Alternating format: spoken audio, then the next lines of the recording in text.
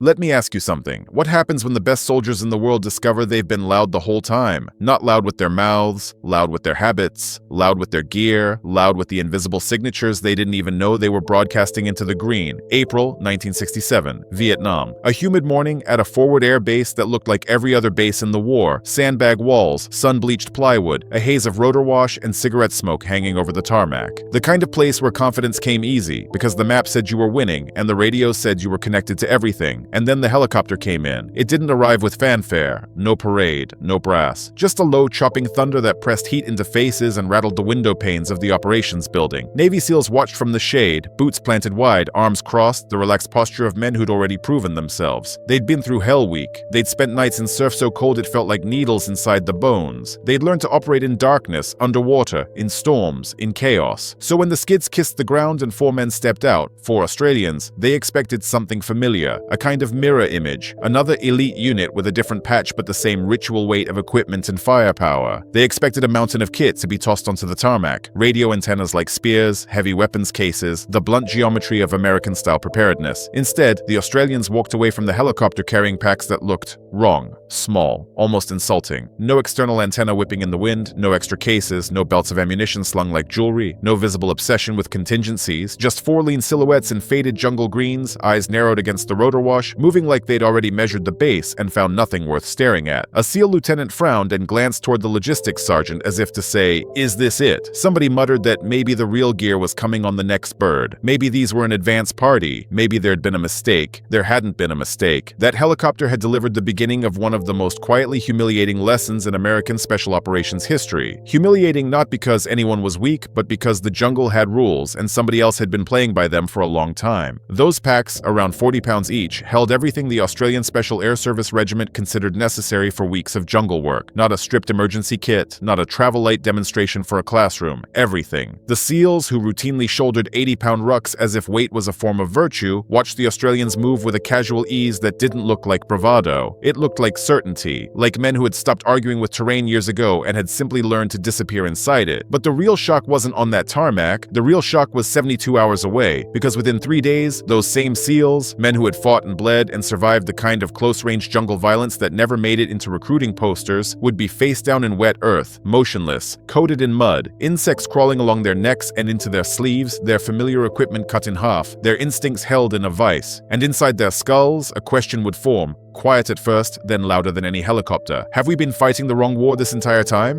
What happened during that joint training period was never meant to become a story people told casually. Officially, it was just exchange, cooperation, allied standardization, a footnote in the larger narrative of Vietnam. But even the sparse trail of confirmations, archival references, declassified acknowledgements, the kind of careful language that governments use when they want to admit something without letting it breathe, suggests the truth. Australians were teaching Americans how to stop being seen. And that idea made people in air-conditioned offices uncomfortable, because the United States in 1967 was the most technologically confident military force on Earth. The American way of war had been built on overwhelming capability. Bring enough equipment, enough firepower, enough logistics that you could dominate uncertainty through sheer force. It had worked in world wars. It had worked against armies you could locate on maps and smash with artillery. Vietnam was different. Vietnam was not a map fight. It was a senses fight. And the Australians had spent years, long before large numbers of Americans arrived, learning what the jungle punished and what it rewarded. They didn't learn it in classrooms. They learned it by burying friends. They learned it the hard way, in counterinsurgency campaigns where the enemy did not line up politely, where the forest did not forgive noise, where one snapped twig could be the last sound a man ever heard. The Americans called their doctrine proven, validated, institutional. The Australians called it loud, not with disrespect, not with swagger, just with the flat, calm certainty of men who have learned something true and don't need to sell it.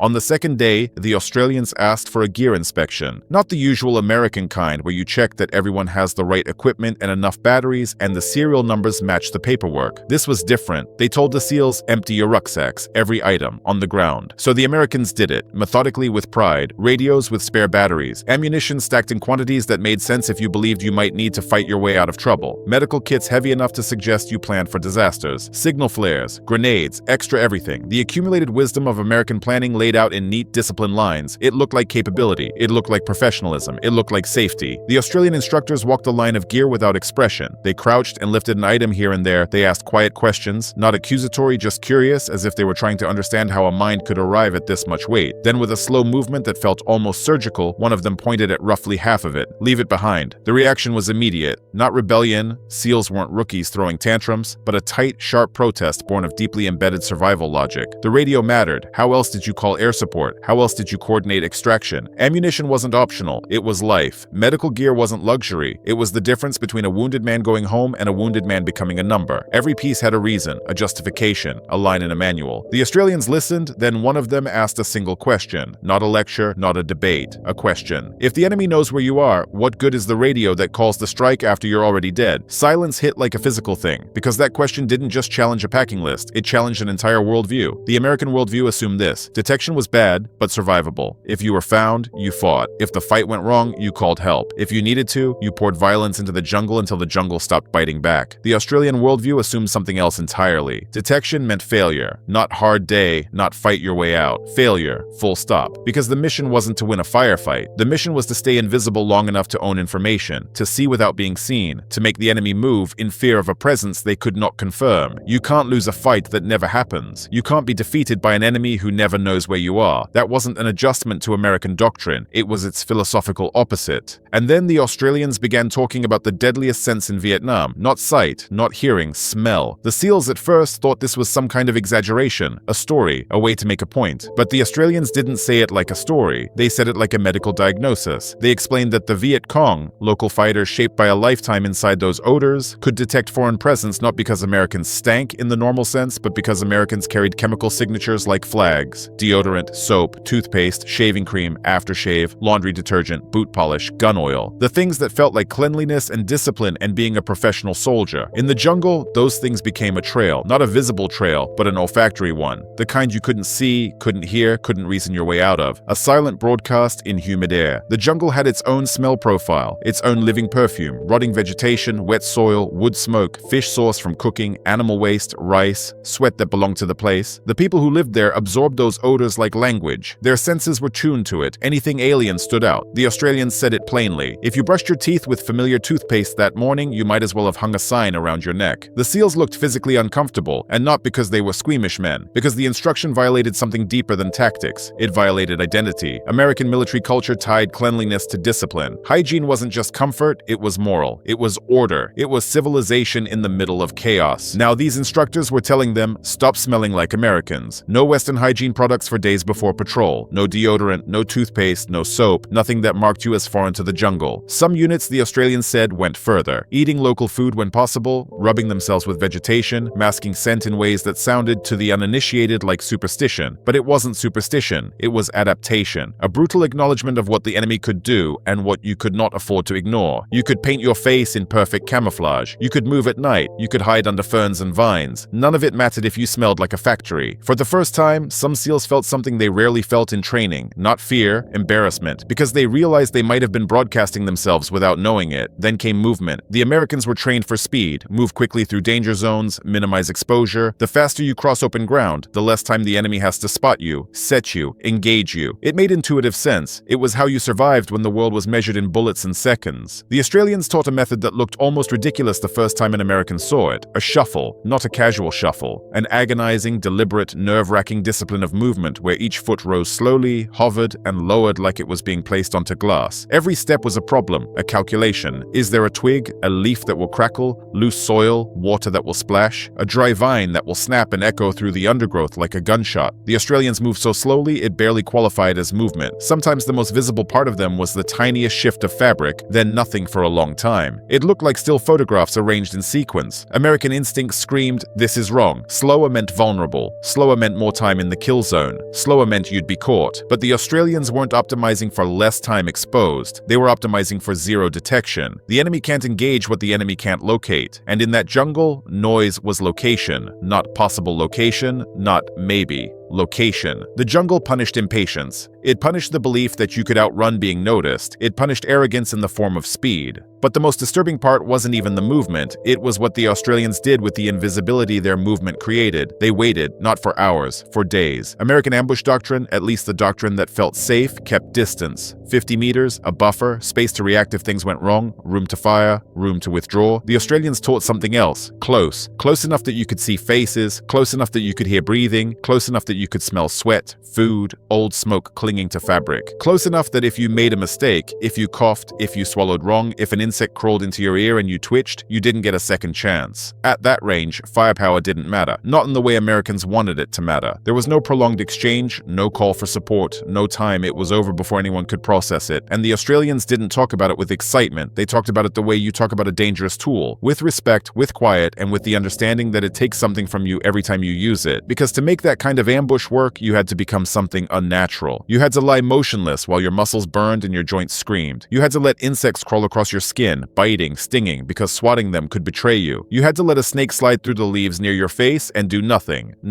because movement meant death. You had to listen to enemy voices close enough to understand tone and humor and fatigue and remain still as rock. Then, at the precise moment, you had to move with mechanical precision, not emotion, not hesitation, not anger, just execution. And afterward, this was the part that haunted some of the Americans most, you had to vanish so completely that nobody could explain what happened. No survivors to describe it, no clear enemy to fear in a specific direction, just absence, just bodies found later and a story that could not be finished. That kind of fear of something you can't see, can't predict, can't even properly name, does things to people. It dissolves morale. It makes men jump at birds. It makes every silence feel like a trap. And the Australians understood that fear could be a weapon stronger than gunfire. The next lesson explained why Australians seemed almost supernatural in jungle awareness, tracking, but not the crude, obvious tracking Americans tended to rely on. Footprints in mud, snapped branches, crushed grass. The Australians spoke of the landscape like it was a book, a library of tiny truths, a blade of grass bent at a certain angle, a disturbance in leaf litter, the pattern of insects, the behavior of birds, a monkey troop suddenly silent in one direction, still noisy in another. To an untrained observer, it was nothing, random. To a trained tracker, it was language. They could read the hours since passage, not just the fact of it. They could infer numbers, weight, urgency. They could tell whether someone had moved with heavy load or light, whether the pace was panicked or patient. Some of this knowledge, the Australians explained, came from traditions far older than modern military schools. Bush knowledge refined across countless generations of living close to land that does not tolerate ignorance. The SEALs listened, and in their faces you could see something shifting, not admiration exactly, a re-evaluation of what elite meant. Because if excellence could exist without antennas and batteries and mountains of ammunition, if excellence could exist as quietness and patience and reading the jungle like scripture, then excellence was not what they had assumed. The practical exercises didn't allow anyone to hide behind theory. Mixed patrols went into the bush. Objective, locate the instructors. A standard training evolution, find the enemy, confirm position, close. The Americans did what Americans did, moved with energy and purpose, eyes scanning, muscles ready. They looked for obvious signs. They tried to be efficient. The Australians detected them, again and again, not once, multiple times. Killed them in the exercise before contact was made, appeared from vegetation that seemed empty seconds earlier. The SEALs weren't incompetent, they were the elite. Men who had survived washout rates that broke most candidates, men with combat experience, men who knew how to kill and not be killed. And still the Australians folded them quietly as if the jungle itself had turned against American assumptions. That was the point of the training, not to embarrass them for sport, to shatter assumptions they didn't even realize they were carrying. Something changed in the men who completed that instruction. It wasn't easy to write down in a report. Paper doesn't capture humiliation well. It doesn't capture the feeling of lying in mud while your pride tries to crawl out of your throat. But it showed up in posture, in quietness, in how they packed, in how they moved, in how they spoke about contact as if it were no longer a goal to seek, but a failure to avoid. Later, in scattered memoirs and private conversations, some of them described it as a reversal, an inside-out turning of tactical instinct. Things that had once seemed essential began to feel like liabilities. Noise, weight, electronics. The comfort of believing help was always one radio call away, and in Vietnam, that comfort could kill you. The ripple effects spread beyond that base. Instruction filtered outward. Lessons migrated into other training pipelines. Techniques that didn't require new equipment began to show up in outcomes. Better reconnaissance, fewer compromised patrols, more successful surveillance, fewer accidental firefights. And that was the part that bothered institutions. Because if results improved without new gear, without additional funding, then the problem had never been resources. The problem had been thinking. Years of doctrine had optimized for the wrong variables. Technology and firepower were still powerful, still decisive, decisive in the right context. But in dense jungle counterinsurgency, different virtues ruled: patience over aggression, stealth over dominance, environmental fluency over electronic confidence. And the jungle enforced those virtues with an indifference that did not care about budgets or medals. The enemy noticed the difference, not in a press release, not in a formal document they'd published to the world, in the kind of naming that arises inside a force when something becomes real enough to fear. They had a name for the Australians, a designation that suggested something beyond another allied unit. Forest ghosts, jungle phantoms, a thing you cannot prepare for because you cannot detect it coming. American tactics announced themselves with signatures that could be anticipated: helicopters, artillery, radio traffic, engines, the heavy rhythm of big operations. Devastating, yes, but often predictable in pattern. The Australians arrived like silence. No warning networks caught them, no obvious tracks, no disturbance that a casual eye could read. Ambushes appeared from emptiness, then emptiness returned. People disappeared from camps without explanation, and fear, the corrosive, invisible kind, spread faster than rumors. You can dig tunnels to survive bombing. You can deploy anti-aircraft guns to contest helicopters. You can lay mines on roads. But how do you defend against something that's already beside you before you know it exists? You don't. You live nervous, you sleep shallow, you make mistakes, and mistakes in the jungle pile up like dead leaves. But the story people rarely tell, the story that doesn't fit into heroic summaries, is what that transformation cost. Australian methods demanded psychological changes that were not gentle. They demanded becoming patient in ways that felt inhuman. They demanded restraining every instinct that says move, scratch, cough, shift, breathe differently. They demanded neutrality at distances where violence becomes intimate, where you can see a man's eyes change before it's over, and once you train your nervous system to live at that edge, once you teach your body that silence is survival, switching it off is not simple. Some of the men who learned these skills later described the after effects in fragments: a sensitivity to sound that made normal life feel too sharp, an inability to relax fully in crowds, a constant scanning of shadows without conscious intent, nightmares that lasted far longer than the war, a feeling that the world had been divided into before and after was quieter but never peaceful. The forest ghosts earned their name, but some of them would have traded that name for a single night of unbroken sleep.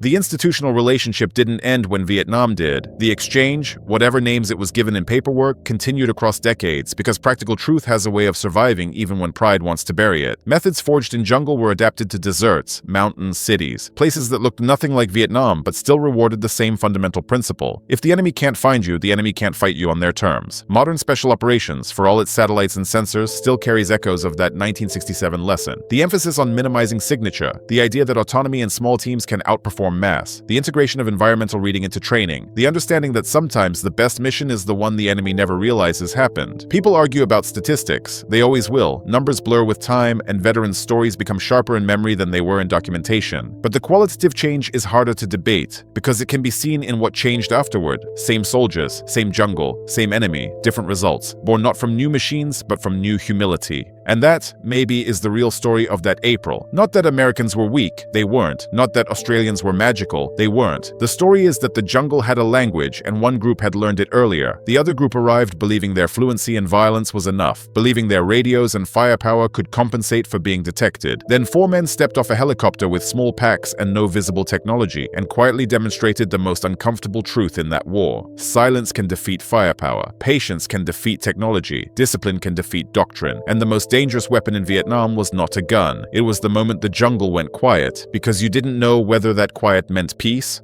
or whether it meant the forest ghosts were already there, watching you breathe.